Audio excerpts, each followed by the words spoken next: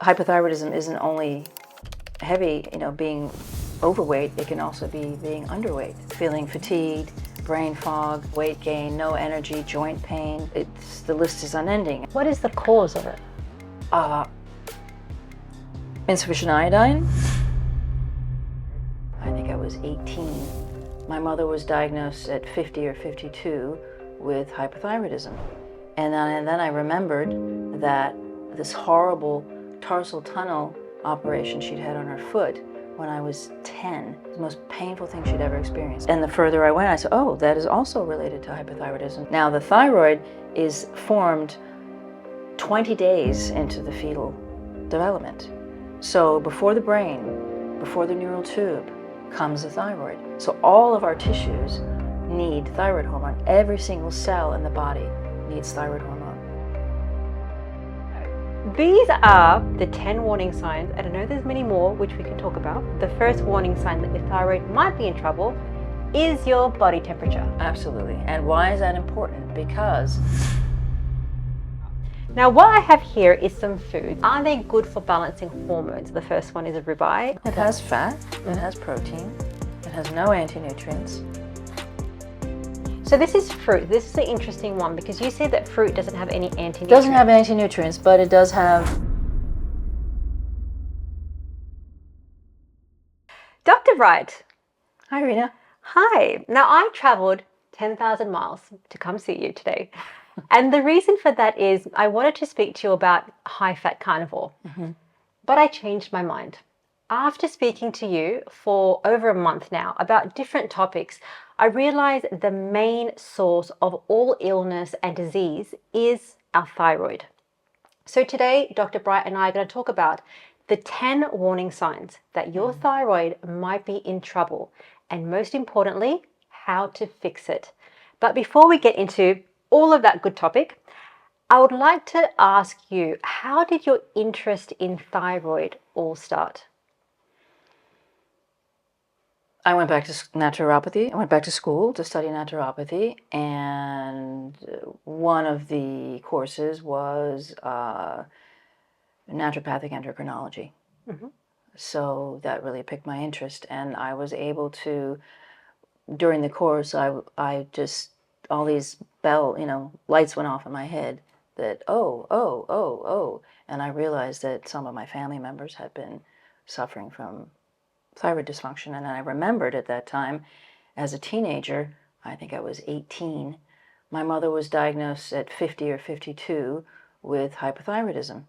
And then I remembered that this horrible tarsal tunnel operation she'd had on her foot when I was 10 was the most painful thing she'd ever experienced. My mother was a single mother, so I was very close to her.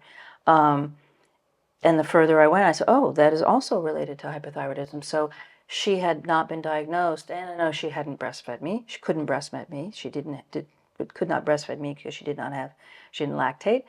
So it was just all these things, a domino effect of realizations that piqued my interest in it. And Dr. Bright sees so many different types of people. And I just spoke to her before we started the interview to say, what are the different types of diseases or illnesses that people are going to come to you where they might have thyroid issues?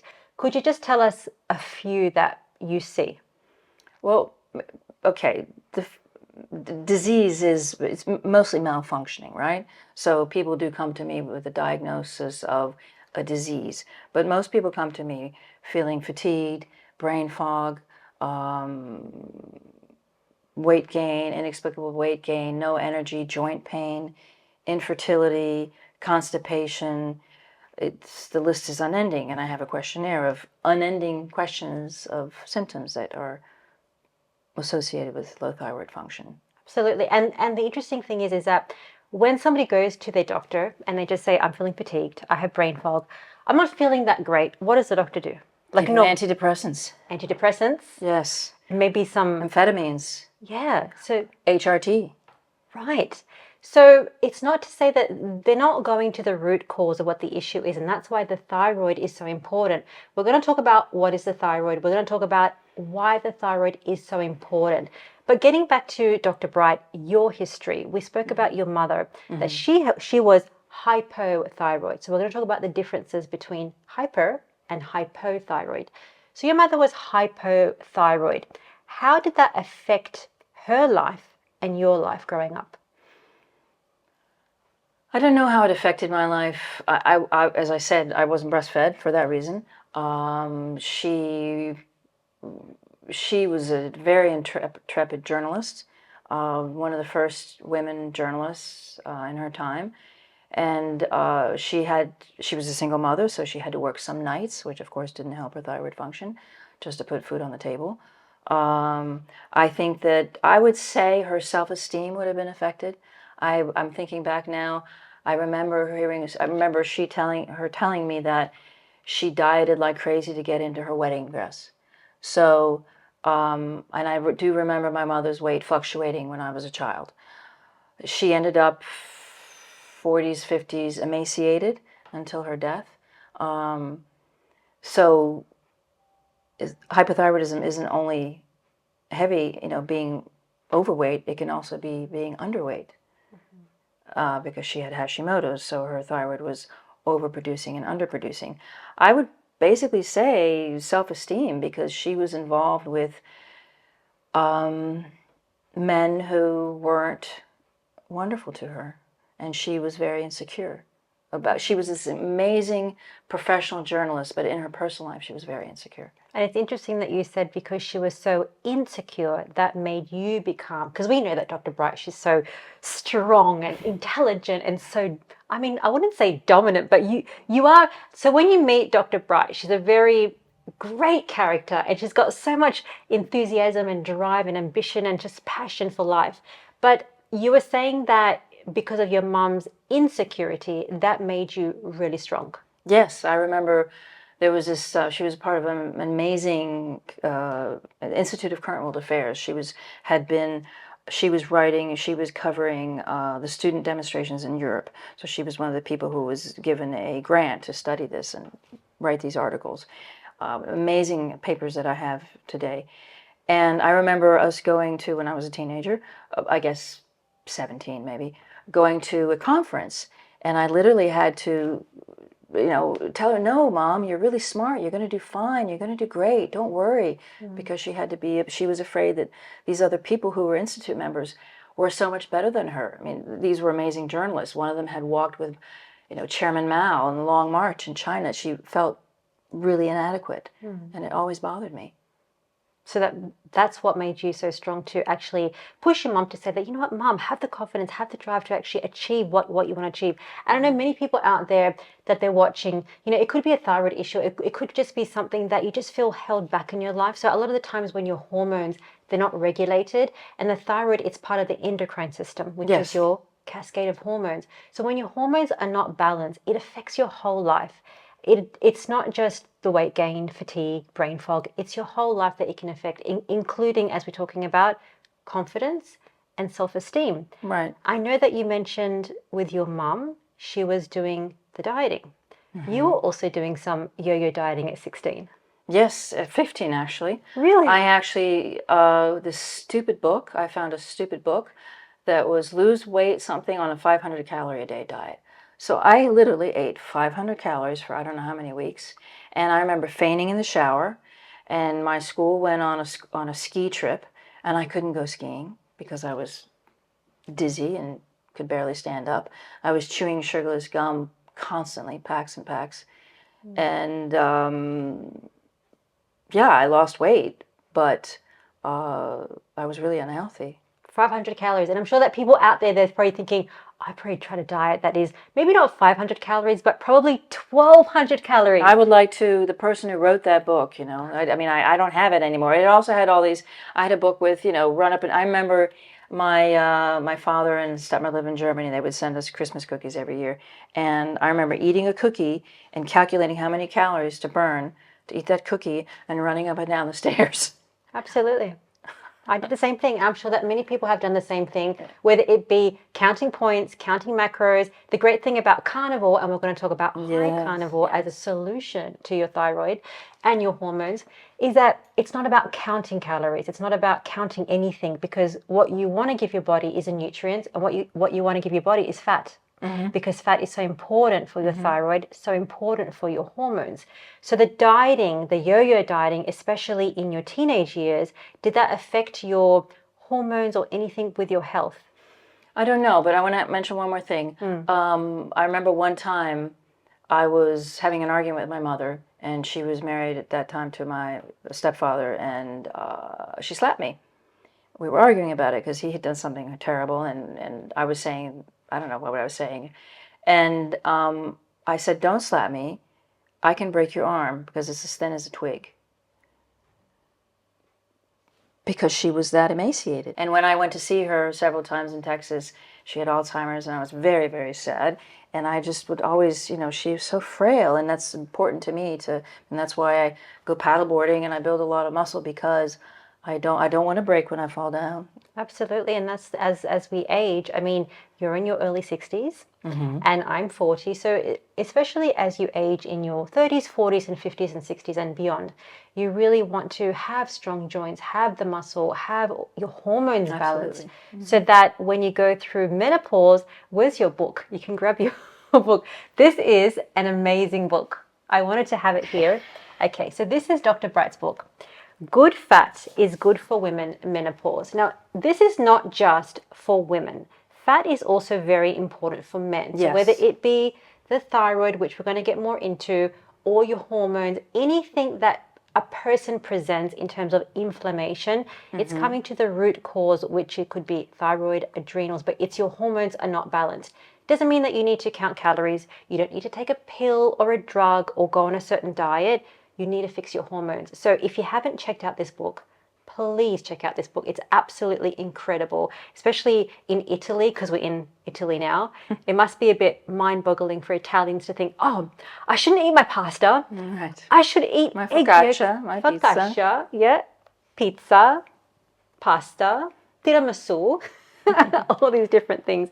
So how did you then become interested in the high-fat approach?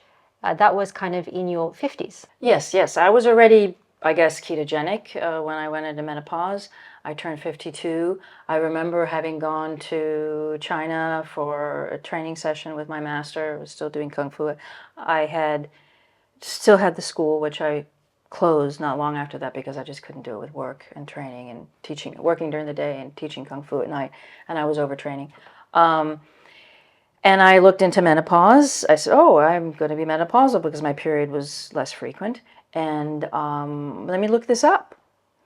And I was horrified about what I read on the internet about what was associated, the menopausal symptoms associated. I said, that's not me.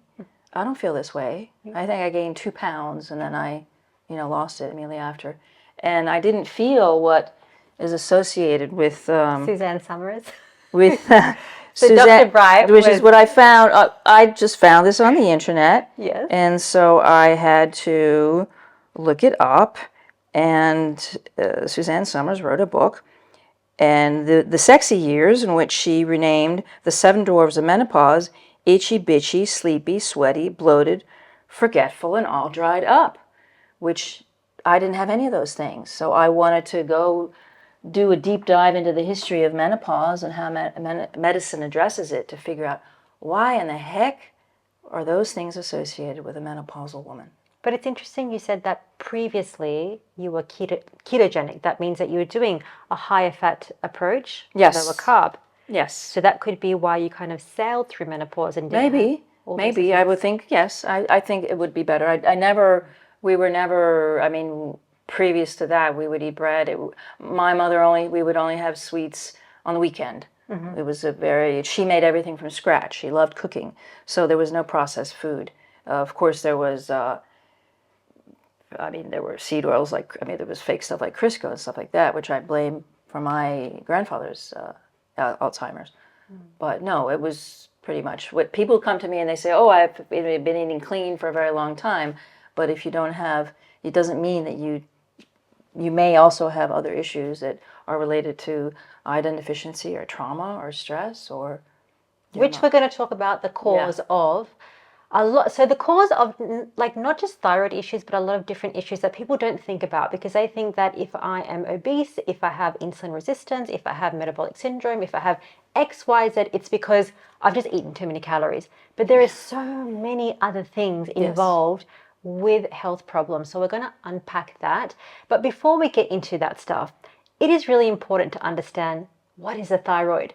When I first did my interview with Dr. Bright, which is don't eat one stick of butter a day and eat this instead, because Dr. Bright was recommending the one stick of butter a day and still does as a guide towards how people can start high fat carnivore. But when one can visualize high fat carnivore. Visualize the macros. Yes, if you want to, it doesn't mean that you should eat the one stick of butter a day. When I was doing that interview, and I really had to research, okay, high fat and why you recommend high fat, and what is the endocrine system, what is the thyroid, what is the adrenals. Even then, I was still learning, but from speaking to you from the last month, I even learned a lot more. But for people out there that are just thinking, why do I have to care about my thyroid? What is the thyroid, first of all? Well, it's the first endocrine gland that forms in the human body. So we are vertebrates. We crawled out of the sea, and we were living in this iodine-rich soup of water, and the thyroid formed so we could carry iodine with us. Otherwise, we would not have formed our brain eventually. So the thyroid means that we can have iodine in our system because it stores iodine. And iodine is what the thyroid makes hormones out of. Now, the thyroid is formed 20 days into the fetal development. So before the brain, before the neural tube, comes the thyroid. So basically, thyroid hormone builds all of the tissues in the fetus. So all of our tissues need thyroid hormone. Every single cell in the body needs thyroid hormone. And thyroid hormone is involved in mitochondriogenesis. It's involved in sparking all cellular energy. It's involved in, it actually carries through the process of turning protein, carbohydrates, and fat into energy. So without an adequate thyroid hormone, you're not energizing your cells. What is mitochondria? The genesis. So it makes thyroid hormone regulates the production of mitochondria. Okay, which is the energy cell in your cell. So where you get energy. Right, it's the battery of your cell. Yes, right. So your ATP, PC system, yes. your mitochondria. So you need the thyroid for all that. And people don't, I guess, Western medicine, they don't really think about the thyroid and how important or crucial it is in terms of how everything evolves and the energy production and that kind of thing. Where is the thyroid on the body? It's right here. It's in front of the larynx and the trachea. So it's right here. Yes. Right here. Now, if somebody wants to go test their thyroid, I know that you mentioned TSH is not a very good... Well, it's not a very good measure because thyroid hormone is actually converted by deiodinases. So they are enzymes that catalyze the conversion from T4, which is the inactive hormone, which the thyroid produces 80% of that. 80% of the production is T4. 16% is T3, which is active, which actually helps catalyze the conversion, and T1 and T2. And the thyroid also makes calcitonin, so it doesn't just make one hormone. But the TSH only measures the tissue that talks to the thyroid to make it uses TSH to talk to the thyroid are liver tissue, kidney tissue, skeletal tissue, not brain tissue. Many other tissues do not use TSH to tell the thyroid to make more hormone. So just looking at TSH means there are this host of all these other tissues that we're not measuring how much thyroid production is needed. So what else should we test for? When you go see a doctor and you say, okay, I want to test my thyroid, what should they test for? Free T3, free T4, and if there are inflammatory issues, antithyroid peroxidase, which is a thyroid antibody, and antithyroglobulin, which is also an antibody. Okay, can you just say those things again, please? Free T3, free T3, free T4, antithyroid peroxidase, and antithyroglobulin. Okay. So write those down. So if you want to go test your thyroid and make sure that it's in the adequate range, go get them. Okay. This is another thing. The ranges are too wide. Right. The ranges are looking for cancer and coma, the ranges are looking for the extremes. They are not looking for optimum function. They're looking for disease. They're looking for somebody so far gone. And even the people who are so far gone, I've had people come to me with a TSH of 12. So in their case, the TSH, the thyroid, tissues were screaming at the thyroid, make more hormone. No physician said, hey, you're hypothyroid. We need to address this. But in many cases, the ranges are too wide and people don't get diagnosed. So if we're talking about ranges, is it from 0 to a... No, there's a range. There's a free T3. I mean, it's different. You guys have PMOL. The US has NG or PG. Okay. I'm just saying that people fall. A very low level of free T3 is a person can have be at the bottom of the range and no one will say anything. No one will say, hey, you don't have enough thyroid hormone, because what they actually need to feel better is much more than that. Okay. More than that. What can they do instead? Do they have to see a naturopath? Do they have to see somebody that understands? That's a very long story. I'm putting all of that in my thyroid book after I write the adolescent book. Okay? Well, that means, so Dr. Bright is writing a new book, and after your adolescence book, you're writing that book. Yes, okay. Yes. So that's the great thing about Dr. Bright, is that she's trying to give you guys all the answers. If you have questions about thyroid health, all these different things, hormones, how to sail through menopause, how to everything in life, by just reading a book, not having to spend thousands or tens of thousands of dollars seeing different doctors and not getting the answer. Reading the book, which is going to come out after she finishes the Fat for Adolescents book, which is very, very interesting. So I also want to talk about, we know what the thyroid is. There is 2 types of thyroid issues. There is hypothyroidism, hyperthyroidism. Am I right? No. So hyper is actually a variation of hypo. Hyperthyroidism is when the thyroid is inflamed. It overproduces. It's overproducing hormones because it's being attacked. Now, this is a very uncomfortable state. Your heart rate will go up. You may lose weight. You may have hypertension. But these are also things that you'll see with hypothyroidism. So it's very confusing. But the diagnosis would be if the TSH is very, very low, the free T3 and the free T4 are very, very high. But this is a transitory state. The thyroid will eventually just peter out and be unable to make hormones. Okay. So another issue would be, for instance, if there's a iodine deficiency, the thyroid will grow extra pieces. It will grow nodules. It will expand in order to trap iodine, which is what goiter is. But you can have nodules and a hyperproduction of the thyroid without having goiter. Because that was a warning sign for a hyperthyroid if you have a goiter. So even if you have like a nodule here, that might mean that you're hyperthyroid, is that right? But we'll get into the... It's over. The thyroid is being attacked. It's either inflamed due to a deficiency, insufficiency, or it is being attacked by antibodies. Obviously, you'd have to address inflammation in that case.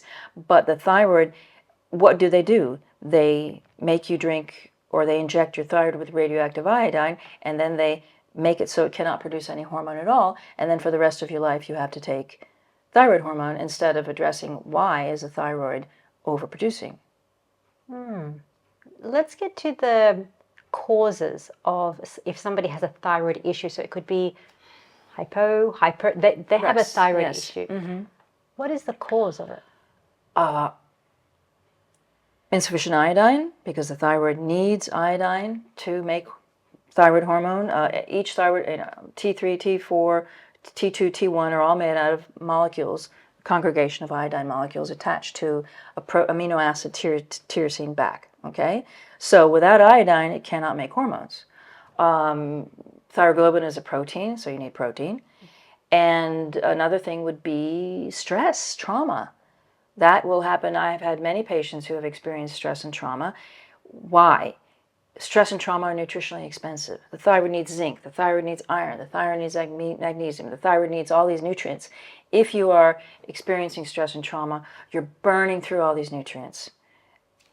How do you get them back? What if you are not in a place where you can eat adequate? That's why the diet is so important. That's why high-fat carnivore is so important. Yes, you need to replenish these nutrients as you're burning through, exercise is the same thing. If you're over-exercising, you're burning through nutrients. It's nutritionally expensive. Having 12 babies is nutritionally expensive. Having 6 babies is nutritionally expensive. These are things that you need to replenish, or the thyroid would not be able to function properly. So when we talk about stress, probably people are thinking, well, I have a stressful life. Either I have a stressful job, I have kids, I have a mortgage, I have X, Y, Z to make me stressed. How do you deal with that? Is it just eating high-fat carnivore and taking the iodine, or do you have to deal with that stress? Even you mentioned childhood trauma.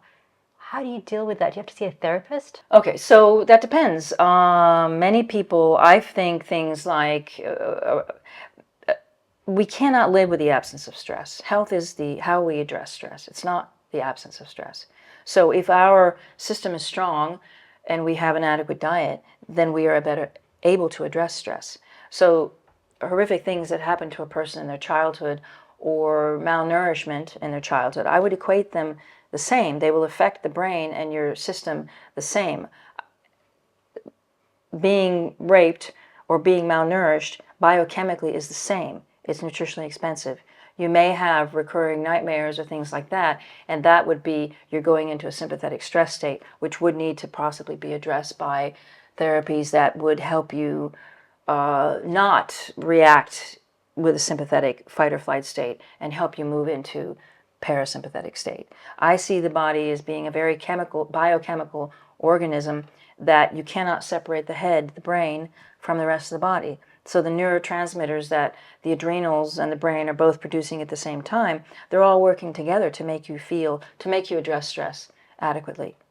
Absolutely. So it's the behavioral therapy that we also have to do along with the diet recommendations to actually change even the way that you associate things in your brain and how your body, I guess, the way that you experience life from a child to whatever age you are now.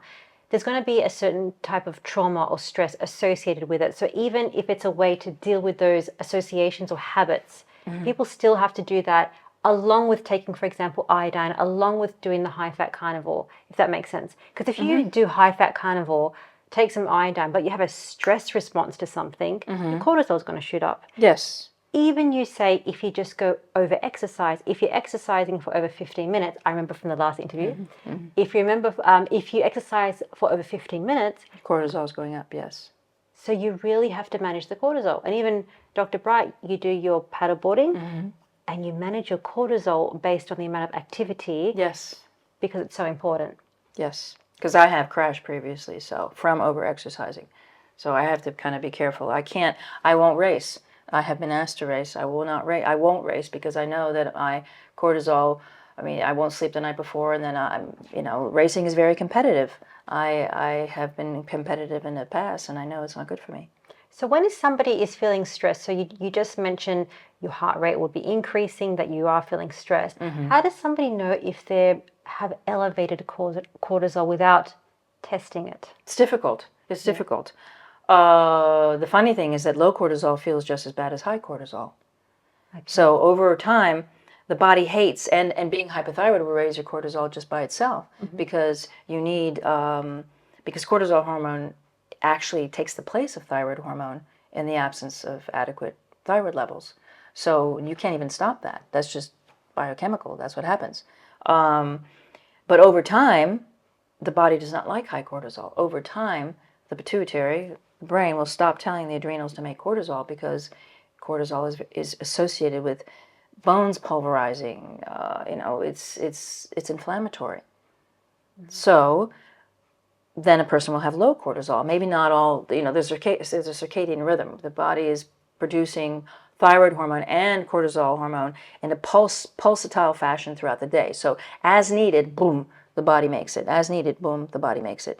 So if you're addressing stress, your body's producing cortisol. If you, it may happen in the morning. We're supposed to have high levels in the morning. It may happen in the afternoon. It may happen at noon. It may happen in the night. If you have high cortisol at night, you won't be able to sleep. But if you have low cortisol at night, you won't be able to sleep. Too low, right? There's a range. Too low, you won't be able to sleep. What's the cause of low cortisol? Because we hear cortisol, high cortisol associated with stress. Why would somebody have low cortisol? I had low cortisol because I overtrained. I had high cortisol because I was sparring and fighting and training and doing too much kung fu.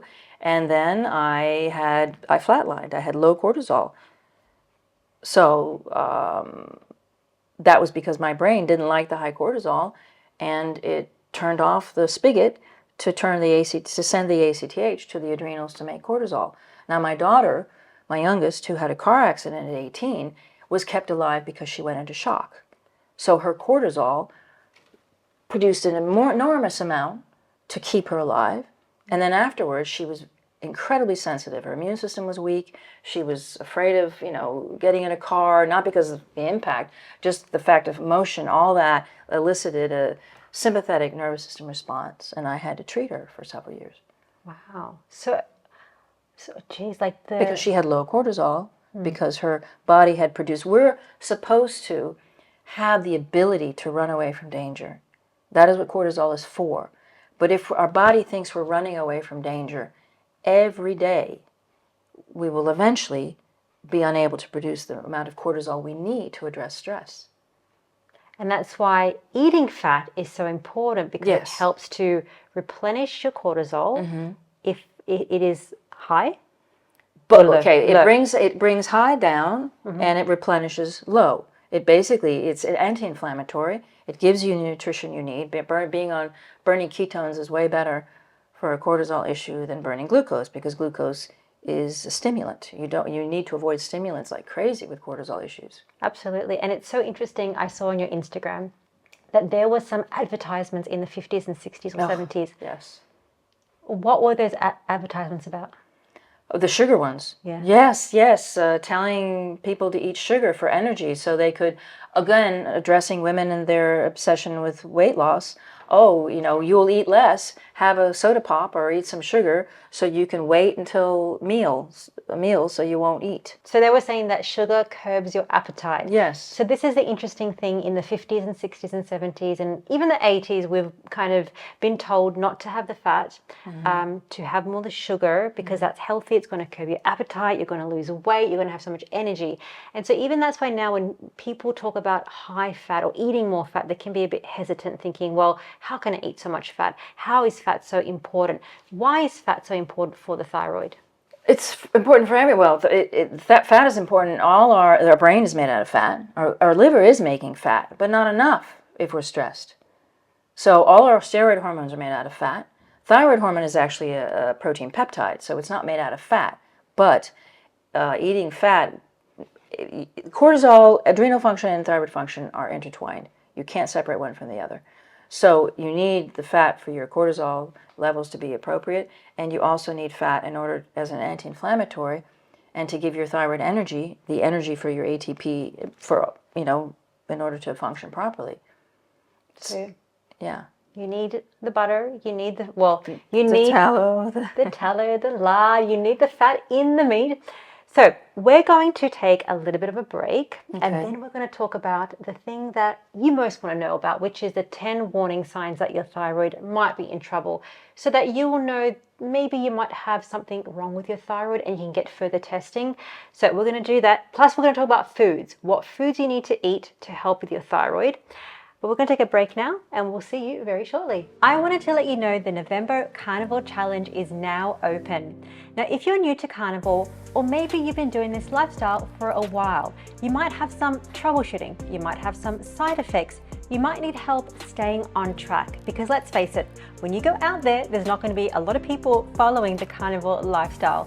And that's why we have a team of carnivore coaches that have been doing this lifestyle for over 10 years, and they've lost over 200 pounds. And what I thought was also really important was to get on carnivore doctors, because let's face it, when you go see your local doctor, they're going to talk about heart disease, cancer, and gout, all coming from eating meat. So that's why having these carnivore doctors coming on every week is so important to help answer your medical questions. So if you'd like to join the challenge, there is a clickable link in the description of this video where you can get 20% off, or you can just head to academy.5minutebody.com. And if you love this interview with Dr. Bright, please feel free to hit that subscribe button. Okay, welcome back. We're going to talk now about the 10 warning signs.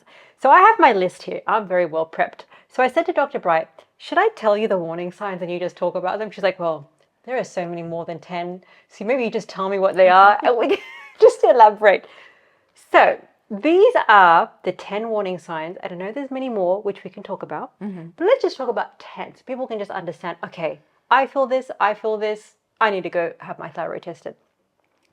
The first one, the first warning sign that your thyroid might be in trouble is your body temperature. Absolutely. Absolutely. And why is that important? Because how does our physiology work? It works by catalyzing enzymes. Without a good a proper healthy body temperature, enzymes will not be catalyzed and things will not happen in the body. So, chronically low body temperature is a very good indication. So if you feel you're always cold, I'm thinking of one person in particular, apart from myself, they're always cold. So if you always feel that you want to have a blanket around you, it is warm outside, but you always feel that you want to have a jacket, that is a sign that, you've got an irregular body temperature. Correct. Okay. Yes. What if you're feeling so hot all the time? That could also be adrenals. Okay. Not necessarily thyroid.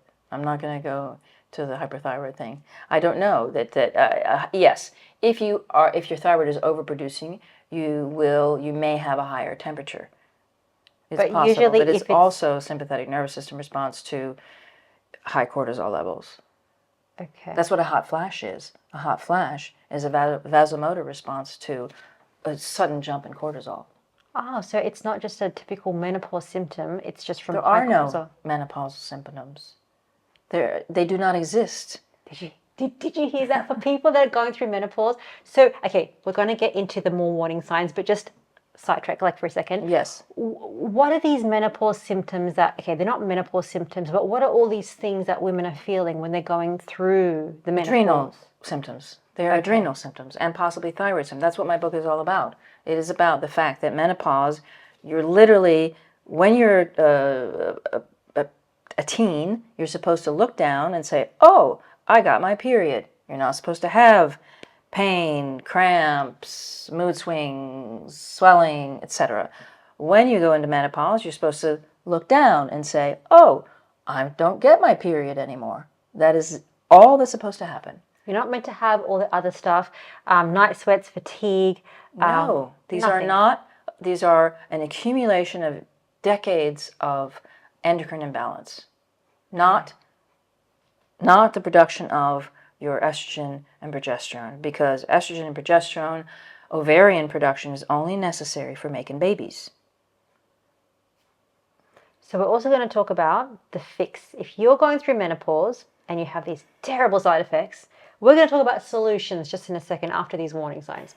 Okay, so number one that your thyroid is in trouble is temperature. Number two is metabolism. Yes. Your thyroid regulates your metabolism, not just T3, but also T2 regulates metabolism. And that's what we talked about before. The thyroid regulates ATP and ensures that what you eat is turned into ATP. And energy. Energy. Okay. Why do some people gain weight when they have a thyroid issue and they say, I'm hypothyroid, I've gained weight? Because they are not burning food. One of the older ways of diagnosing hypothyroidism was high cholesterol.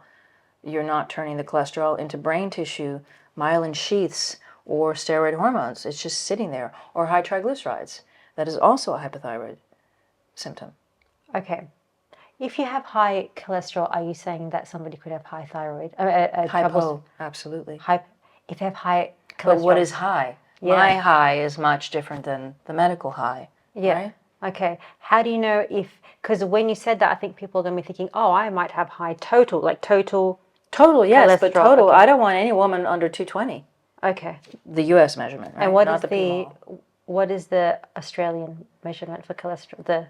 I don't want any. Oh my God, 220. My calculation, and I think it's like 6 Okay. I don't want anybody You don't under want anyone under 5. 6? That's Under good. 5, yeah. Yeah, because it's so interesting that when it's over 6 or 220 for people in the US. You get a statin. Yes. Yes. My doctor, my total cholesterol was 12 or something when I started Carnivore like 4 years ago. And they were talking to me about statins. And the number of people that I have on my Carnivore group that say, they're so worried about this thing about cholesterol and LDL, and that they're new to Carnivore, and they go see their doctor, and the doctor says, oh, this Your is heart's going to explode. Yes.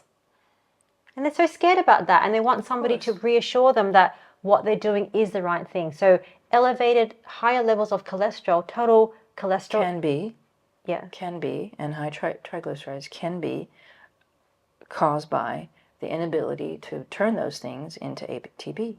Okay. Because the fatty acids are just ATP to B. So is it the triglycerides in the total cholesterol?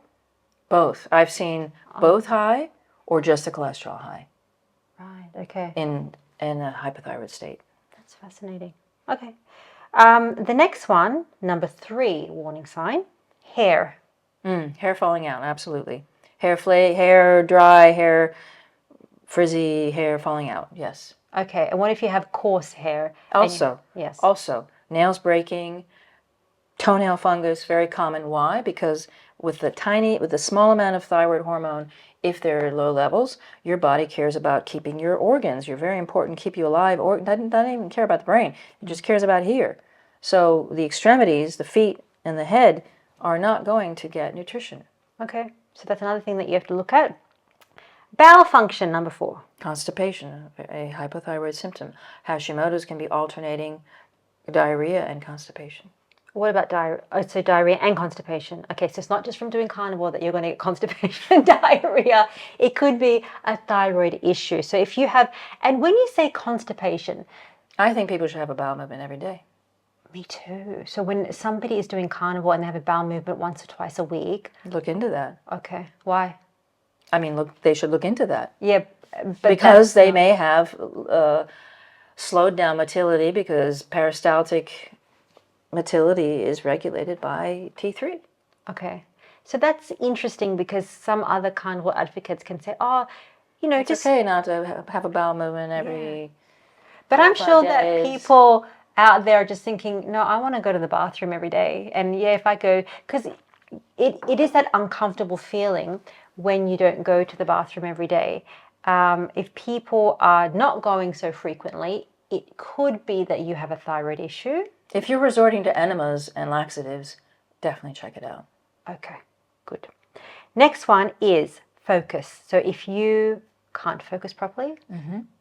Cognition, brain fog, absolutely. So that means that you're hypothyroid. Yes. Okay. Yes, you can't, ataxia, the inability to find words. Okay. All of that is related to, and I have done videos on all of these issues. So that's a thing, that when people can't focus and they say, oh, I just have a lack of focus, it's just age or something. Concentration. I can't concentrate. Even the opposite, I have ADHD, which is I can't focus but high energy. Caused by hypothyroidism. Yes. So if you have a variation in your focus, or you just can't be still and just focus on something with proper concentration, it could be due to your thyroid, your hormones. It requires energy to concentrate. Absolutely. It requires energy to focus. If you're unable to make energy, you can't focus or concentrate. Absolutely. Right. It requires so much energy to be mentally focused. So even people think about physical exertion, that you're burning calories or burning energy. But when you are mentally in a state that you're working with focus and dedication, it takes an incredible amount of brain power. It does. And what does your brain work best off? Ketones. And fat. So that's why that's so interesting, that when you are, and I noticed this when I was doing Carnivore, especially the high fat Carnivore, is that you just feel so much calmer, more focused, and that you can just work for longer periods and be so incredibly concentrated on what you're doing, as opposed to, if there's a noise here, then you're looking there or looking there. So it's that focus and the energy that is so great when you do Carnivore. Not to say that everybody has to be Carnivore, but if you're not keto, at least try it, keto to the Carnivore. The focus and the concentration just goes amazing. Keto, though, if we're talking about almonds and almond flour and those keto desserts that people make, or broccoli, cauliflower rice, that kills the thyroid. They are goitrogens. They interfere with the absorption of iodine, which the thyroid desperately needs. Absolutely. If you have, yeah, that's so interesting because when you listen to other health influencers and they say the one thing that you need for collagen production and anti-aging is dark green leafy vegetables, and they say nuts and seeds, and I just like, well, no, you don't actually. No, you don't. I was having, I mean, a bag of spinach a day in green smoothies. I was making almond flour cookies. Let me tell you something. Almond flour cookies, I'd have the whole tray. No joke. Peanut butter cookies, I would eat the whole tray because I don't have a stop button with those kind of things. But that's so interesting that you don't need all these green leafy vegetables and, you know, the peanuts. No, they and actually are detrimental. It's not that you don't need them. They are actually harmful. Absolutely. Beyond not needing, they are harmful. So I actually say that because for a lot of people to go carnivore, it is really hard. So giving them a bit of a bridge between wherever they were before to just doing a bit of, you know, avoiding the spinach and the oxalates and the almonds and all the anti-nutrients that are really not good for you, but giving it a bit of flexibility because some people struggle with being carnivore 100%. Okay, so almonds and spinach are full of anti-nutrients. Fruit is not full of anti-nutrients because plants actually want you to eat fruit and go over there and poop the seeds so the trees grow over there too.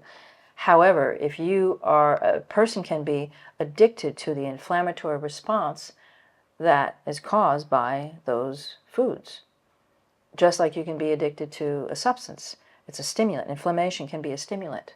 And they may feel logy and tired when they give those up. Why? Because their adrenals and their thyroid are reacting to these stimulants, not poking them and acting like nicotine and cocaine and I don't know what. So maybe try carnivore because Dr. Bright loves carnivore. I mean, look, if you can't do carnivore, it's good. I mean, if you can't do it, it's okay. Do the best that you can because I don't want people to be off-put because it's not about the perfection. It's about getting to as much as you can, taking out the anti-nutrients and doing the best that you can because everyone's on a different journey. So I'm always mindful to talk about that. You know, being strict is not always, sometimes it can be more off-putting. Or it may be a temporary, you must be so strict, right? Because we want to heal and eventually you can eat more foods and different foods when you have healed. Absolutely. And we're going to talk about some foods in a second. So the next one is a goiter, which we spoke about earlier. Yes. As a warning sign. Yes. So that is the thyroid is inflamed, becomes larger in the absence of iodine, not enough iodine. And what is a goiter? It's just the thyroid. There are two lobes. It's a butterfly shape, and they expand. They get bigger. They swell in order to trap more iodine from the bloodstream. Okay, so if you have an enlarged something here that looks like a bulge, yes, that is a goiter, and that could be a sign that you have a thyroid issue. Yep. An iodine deficiency. Iodine deficiency. Okay, the next one is skin. Skin. Dry skin, flaky skin, cracked skin.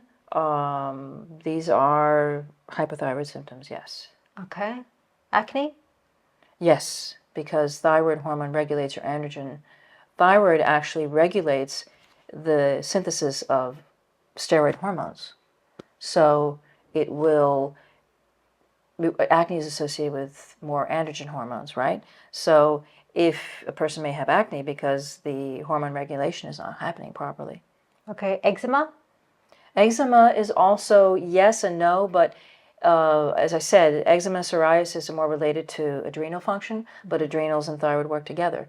So you can have eczema if you're hypothyroid because your adrenals aren't working properly. Okay. Next one is eyes. Vision. I haven't done that video yet. Yes, hearing and vision and teeth are three things I haven't spoken about. Hearing loss is associated with hypothyroidism. Macular degeneration is associated with hypothyroidism. Cataracts are associated with hypothyroidism. Okay, so if you have any of those, it can be that you have a thyroid issue. Can you help with those conditions if you fix your thyroid? Yes. Yes. So that's how powerful you can also have optic nerve inflammation.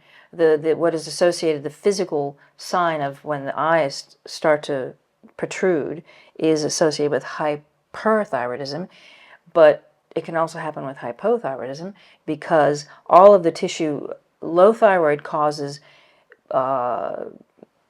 the liquids in the tissues to be sticky and goopy because there are glycosaminoglycans. So you know the hyaluronic acid that women are injecting in their cheeks to be okay. So that stuff is in all your tissues, synovial tissue, your joint tissue, behind the eyes, in the ears, and that will cause inflammation because fluids aren't moving properly through the tissue. So if somebody has bulging eyes, so you see those... It's usually associated with hyper, Yes. but that is, yes. Okay. All right. Okay, energy. Lack thereof, absolutely. So if you have low energy, it can be an issue, a thyroid issue. So if you feel fatigued, what if somebody is doing carnivore? Because I know people are going to be thinking, well, I just started carnivore, I'm feeling crap for a few Well, you weeks. took out the stimulants. When you go carnivore, you're taking out the stimulants. So any kind of carbohydrate is a stimulant. If your body is a bit depending on that, or a marathon, or an ice bath, or a sauna to be stimulated, then when you remove those things, yes, you will feel more lethargic. And yes, then you maybe should check into your thyroid and adrenal function. Okay. Changes in heart rate. Yes, so I did a video on that. The heart is dependent upon thyroid hormone signaling. The thyroid actually tells uses neurotransmitters via the adrenals, norepinephrine or noradrenaline, to tell the heart at which rate to beat. So you can have a pounding heart and feel it at night when you lie down. It's very common. That is because the heart is trying to beat. It's trying desperately to circulate blood, but the signaling is disrupted, so it's not beating at the right rate. Okay. Next, so that was 10. So hang on, 10. 10. Were there any other signs or symptoms that you can think of that we haven't covered? The list is endless, I'm afraid. So many things that you might be experiencing. It's just probably good to test your thyroid. I mean, just to see... I'm not going to say in the normal ranges because you just said there is no normal ranges. There's a normal range. There's a good range, but the problem is that the ranges are too wide, so many people will not be diagnosed properly. So because they're too wide, they're thinking that you're okay, but they need to be narrower because and there was a period of time when the American Thyroid Association tried desperately to get the ranges narrowed, but it did not happen. Okay. Not the endocrinologist went to the American Thyroid Association and begged and pleaded to have the ranges narrowed, but no, did not happen. And why do they want to keep it wide? If things are not diagnosed, how will we sell medications? So that's the thing.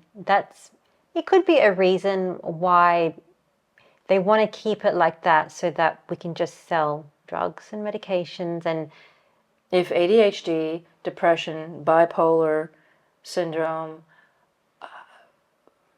hypertension, obesity, atrial fib, obesity, if all these things or a doctor in the 1950s had 20 pages of symptoms, and he would look before they had TSH, and he would say, yes, you may be hypothyroid, let's look into it. But they wouldn't be selling amphetamines, antidepressants, beta blockers, ACE inhibitors, etc., etc. Yep. So we're talking about $1 billion industry. Yes, unfortunately. That is, I mean, profiting. Can't say the word. Profiteering, good one, which is profiteering off these kind of, numbers, even when it comes to cholesterol and LDL, triglycerides. Again, those numbers aren't correct in terms of even if you need a statin, we don't need a statin when your LDL is above 3 or whatever the US number is, or 3.5 or something. Above, I think it's not 3.5, I think it's 5. They're trying, the US is now... The bottom, the high is now 200. They are trying to get it to 180. However, 10 years ago, and I had a patient who was an older woman and who was a scientist, who I was suggesting the diet to her, and I was trying to acquaint her with the idea of cholesterol and not to be, concerned about it. And she said, oh, I remember when the high was 300. I know, it's silly. So it was 300, 260, and now it's 200, and they're trying to get it to 180. So is there a higher level of total cholesterol that you would say that's too high? Or that you've seen that it's too high? Yes, I would say upper threes, 400, 500, it's a thyroid issue. Okay. Because then it's always coming down. Okay. So you see the thyroid affects everything. Now we're going to talk about some solutions, because people are probably thinking, well, I have all of those warning signs or some of them and I feel like terrible. What can I do? So the first thing is correct iodine deficiency. Correct. Yes, absolutely. The thyroid it's the raw material for making thyroid hormone. So when I first visited Dr. Bright 4 weeks ago, she just ran to her kitchen and said, have this. And the bottle is, I think, there, is it, or something? No, it's over there. Yeah. So Dr. Bright has these big bottles of iodine that she makes in this room. Lugol's Lugol's, yeah. So the first time that I came here, you're like, okay, have this, and some beef jerky. Because iodine is so important. Why is iodine so important? It's not just important for the thyroid. The thyroid needs a minimum of 5, when you are sufficient, a minimum of 5 milligrams daily. The breasts need 5 milligrams daily. The ovarian tissue needs it. The uterine tissue needs it. The mucous tissue needs it. The male's prostate needs it. And we actually need a 15% increase every time you have, not me, you, when we have a cycle. Oh, wow, really? So that's what I'm writing about in my book on adolescence, how crucial it is for healthy puberty. Okay. And then another thing, does everybody have to take iodine, do you think? Let me put it this way. It used to be an issue in goiter belts. Switzerland was a country that had a huge rate of learning disabilities.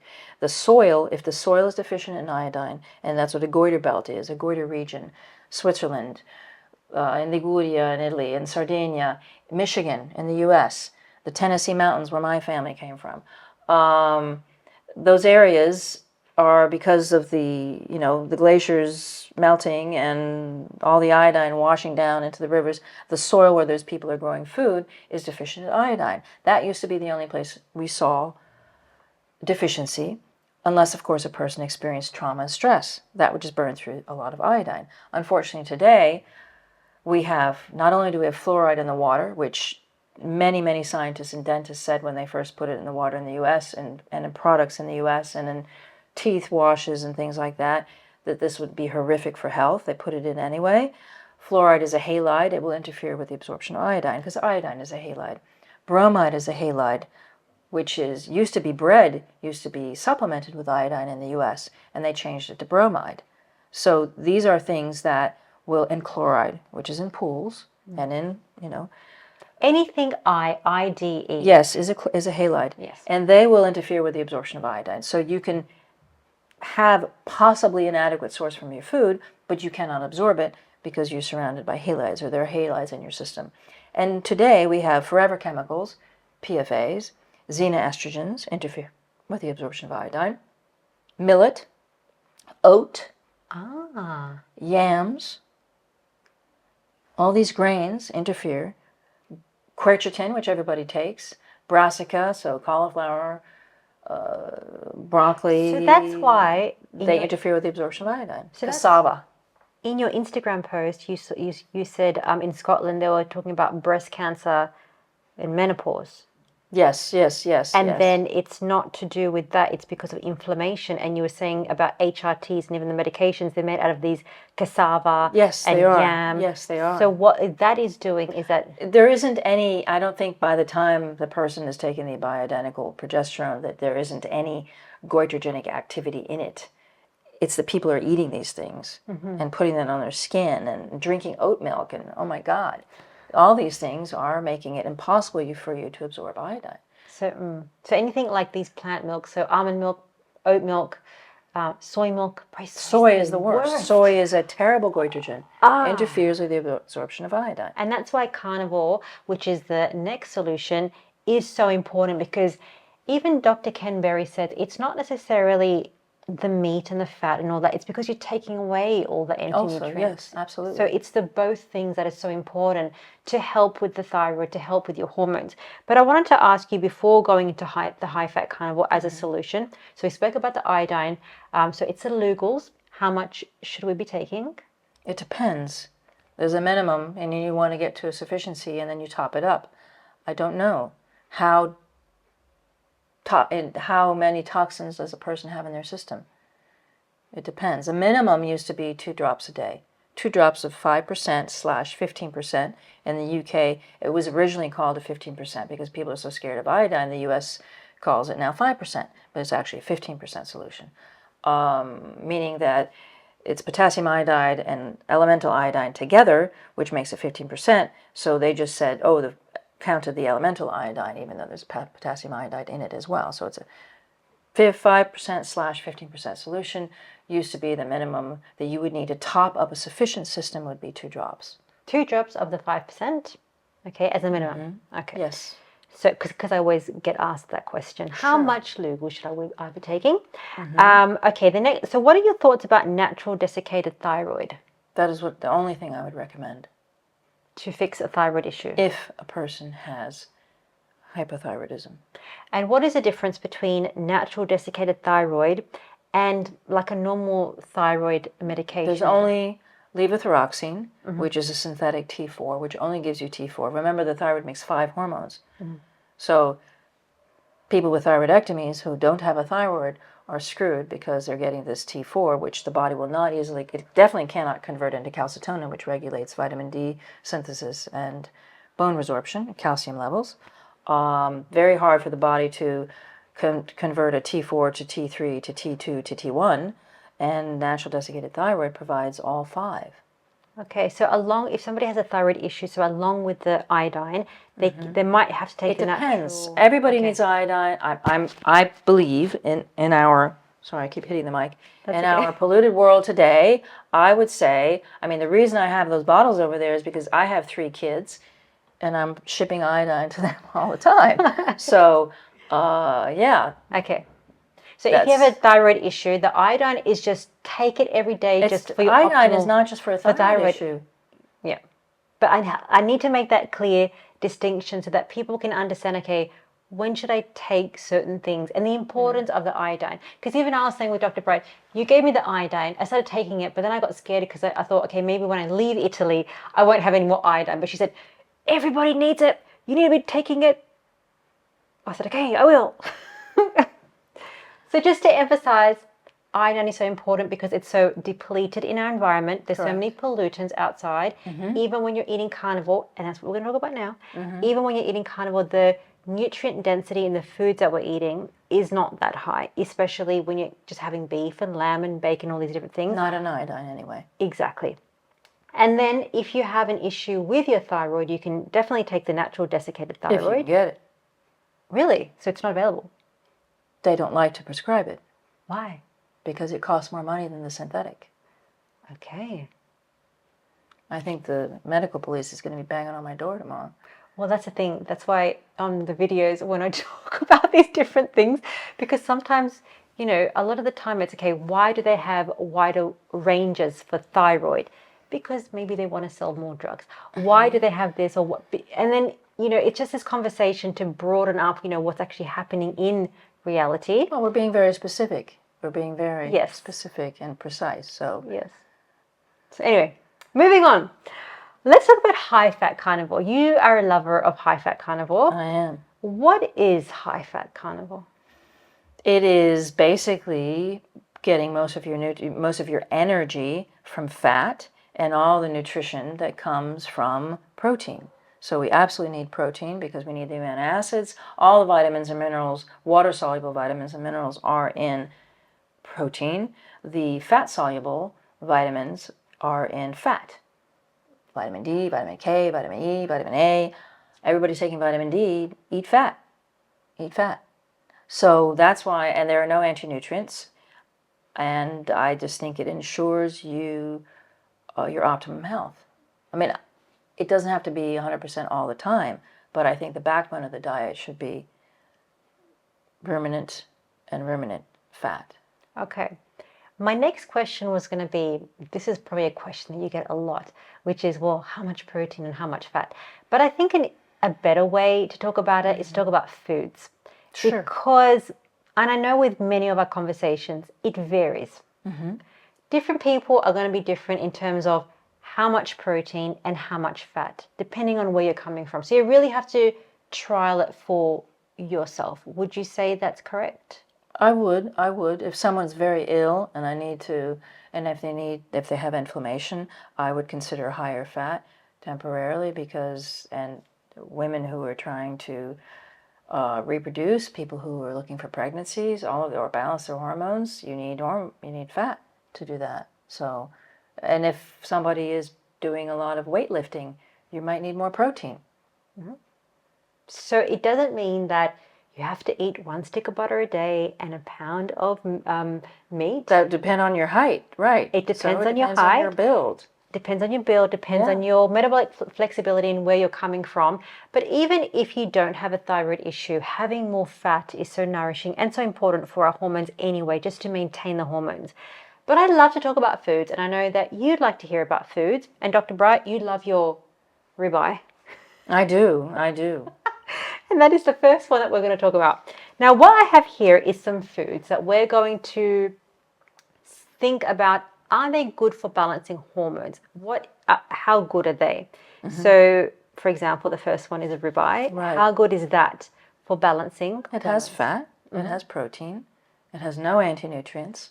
That's what I mostly eat, but I also eat a lot of skirt steak. In the US it's called skirt steak, it's diaphragm, and hanger steak, which also has a lot of fat and a lot of iron because it's very bloody.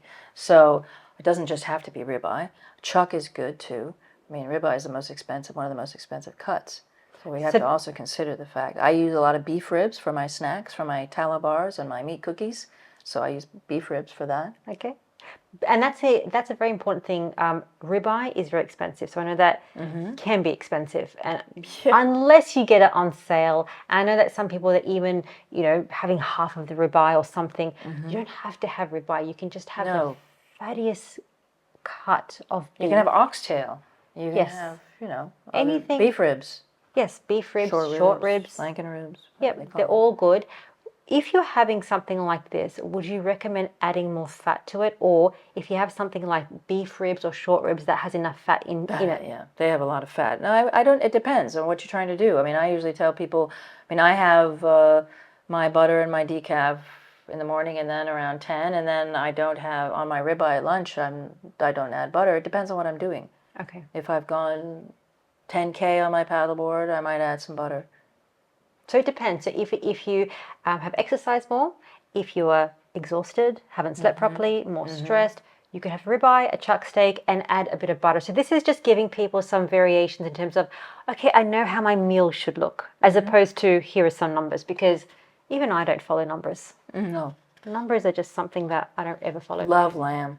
Do you love lamb? I love seeing my daughter in Scotland. Yeah. Not just because of my grandson, but because they have the best lamb there. Okay, so lamb is good. Great fat. Very good fat, high in fat. What are some ways that people can enjoy lamb? Roasts, shoulder roasts are really, really fatty. In the U.S., we could get shoulder steaks. I don't eat Italian lamb. Sorry, Italy. Chops, love Italy. Roasts, leg. Leg is not as fatty. The chops and the shoulder roasts are the most fatty. Okay, and ground lamb? Sure. Yeah, sure. So you can make it so simple, budget friendly. Merguez sausage we used to make. Yeah, so lamb is great. If you want to add some butter to it, go ahead. If you're, again, tired or stressed, or, do a 10K on your paddleboard like Dr. Bright. Now, the next one, what do you think about this?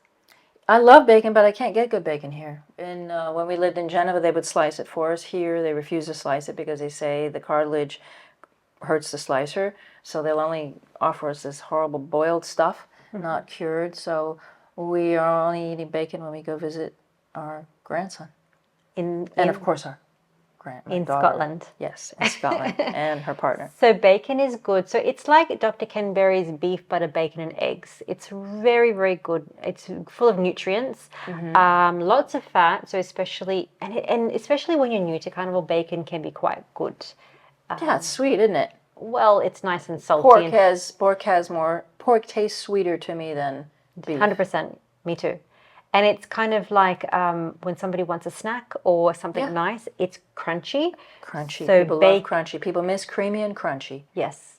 Pork rinds is another thing that people, I don't know if it's in this yes, list, yes. I but like pork pork rinds rinds. is another thing that people can lean towards if they want to do carnivore. It's high in fat, it's crunchy, can tide you over, and it's a good snack if you want to have snacks. So this one I know that you have thoughts on, sardines. Well, sardines are great. Are you eating them fresh is the question. I used to live in a part of Italy where sardines was really much more affordable than they are here. Are you eating them from a can? What is lining that can? Is the olive oil in that can? If they say olive oil, it's not olive oil. It's not 100% olive oil, even though they say so, because there are loopholes for it to be 80% safflower oil and only 20% olive oil.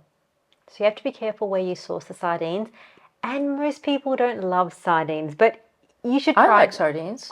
Most people They're are. fattier. They're fattier. They're fattier than whitefish, cod, sole. I would, I guess, challenge people to try sardines because when you eat them, your brain just turns on. Yeah, well, I find that. I used to make bluefish, which is an American bluefish, right? A pesce azzurro. So bluefish are always fattier. So sardines, bluefish, anchovies.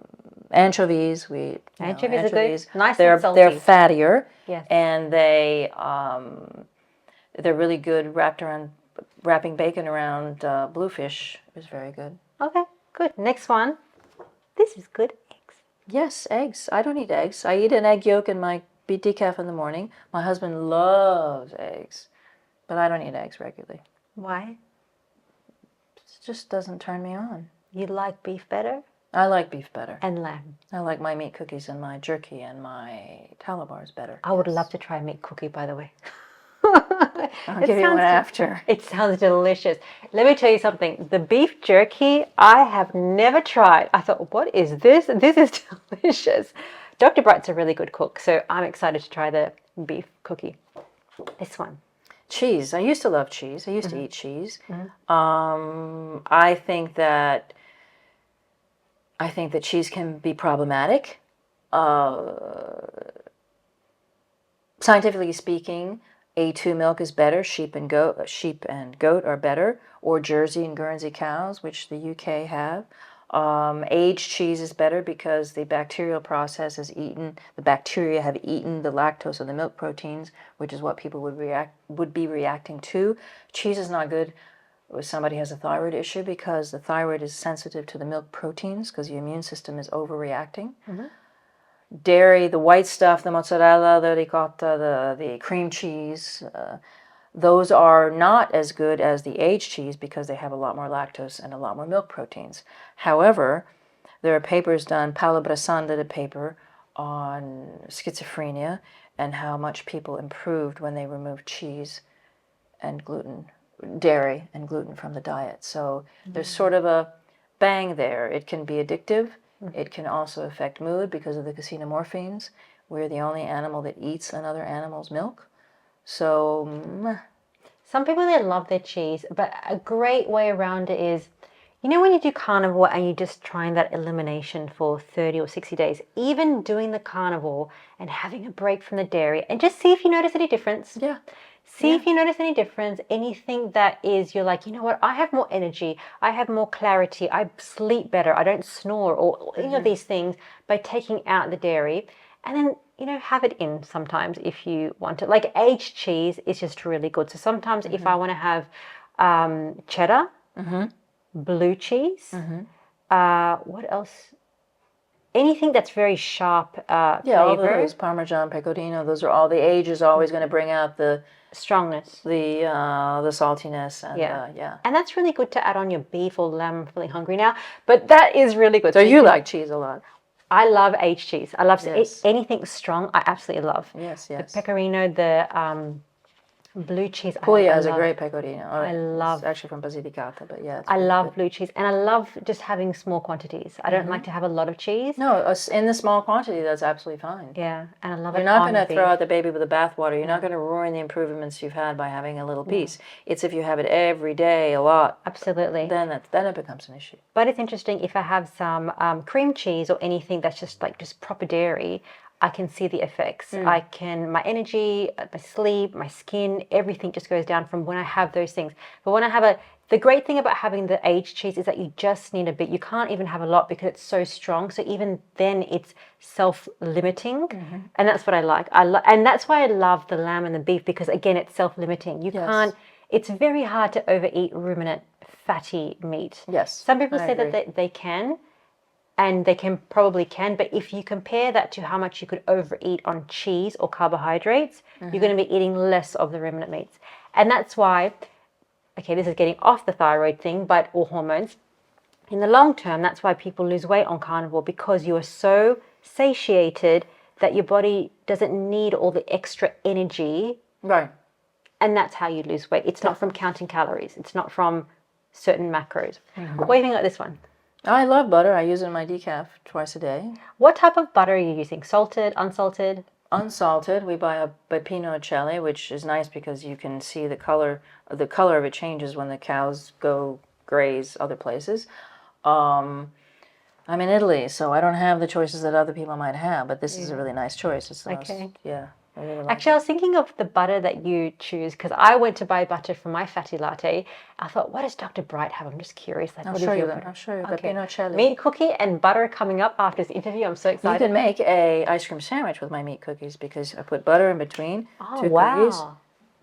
My kids think I'm crazy. But. No, it's not. I've tried that. It's a double beef burger. So that's with the meat cookies. Right, But right. if you have 2 burger patties, put a slice of butter. It tastes like cheese.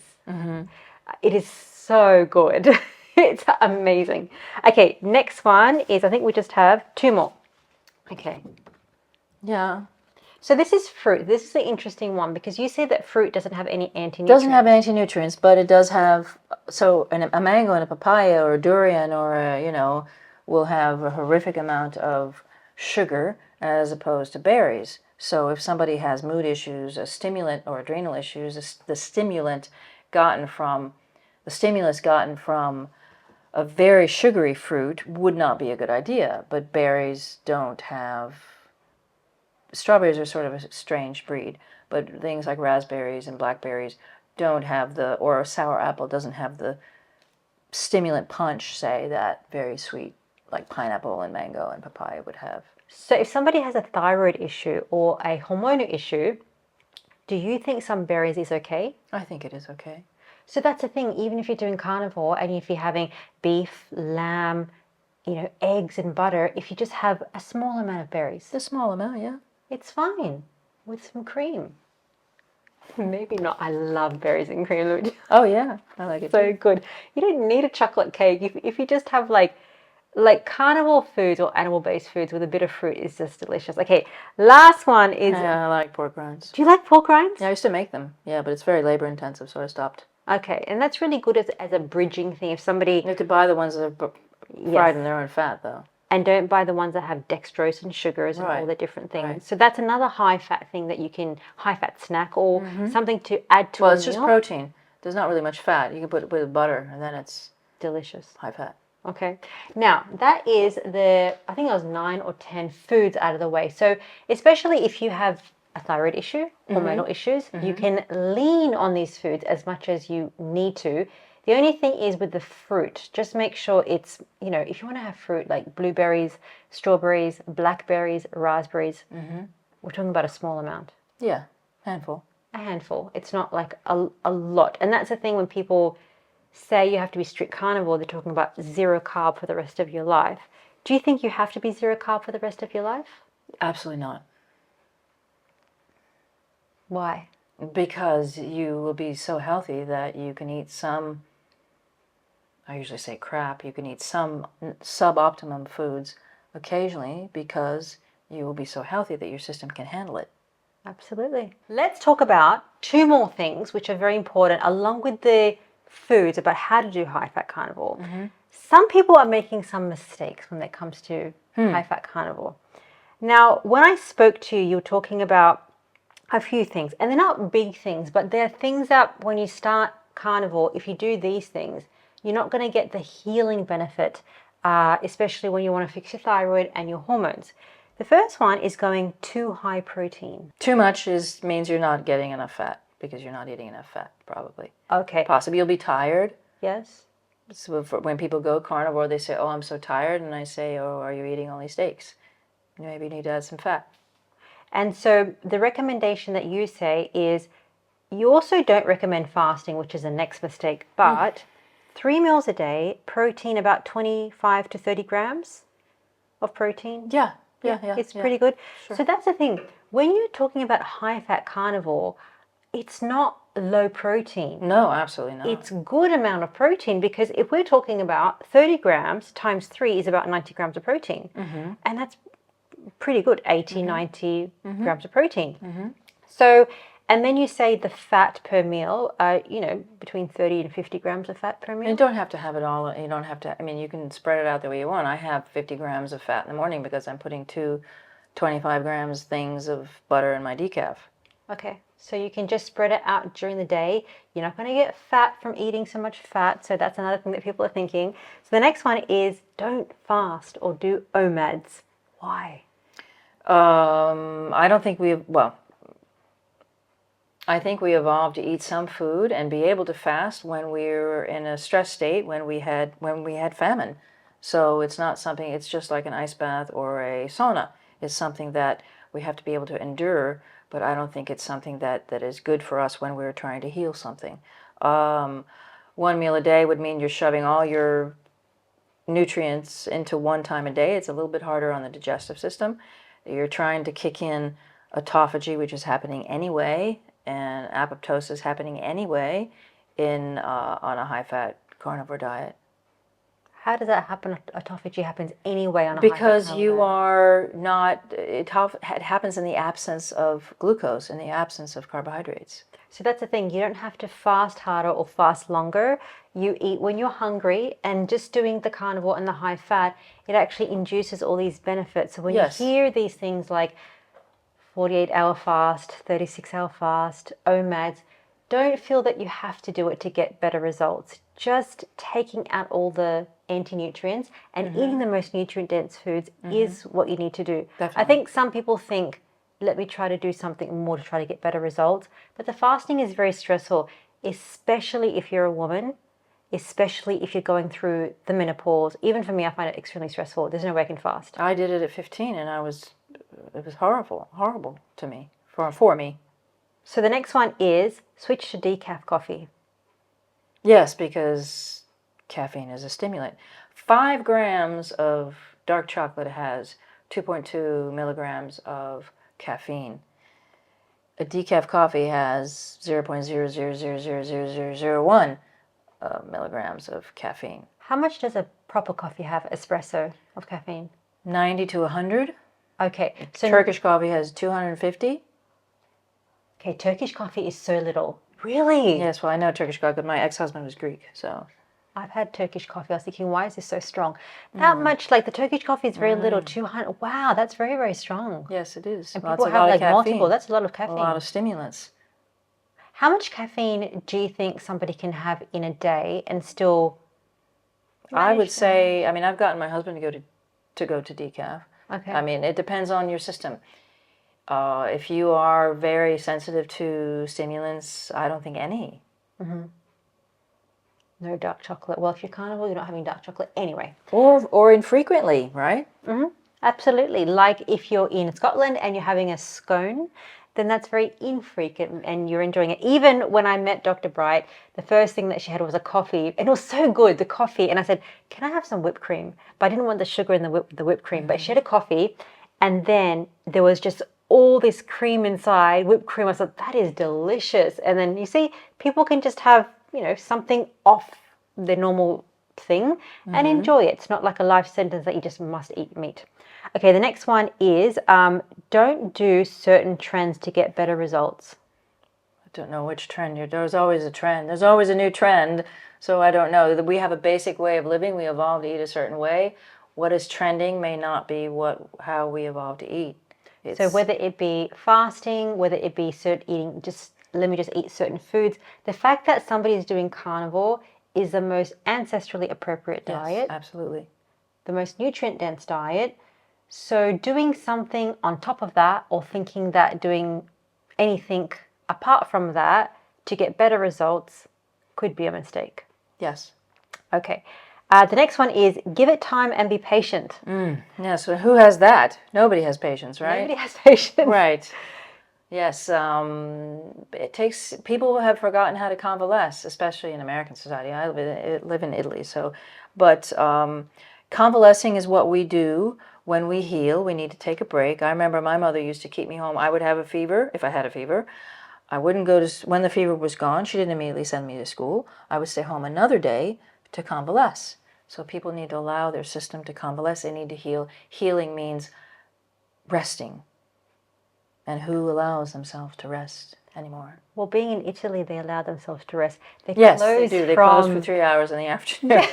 Which is so nice. Yes. It's actually a very nice change. And from traveling, you experience different cultures. And it's very, very beautiful. But the idea of rest, the idea of sitting and enjoying your meal, the idea of low stress is very important. And this was the next thing, putting yourself under too much stress, even with carnivore, eating like a lot of meat or doing a lot of exercise is a mistake.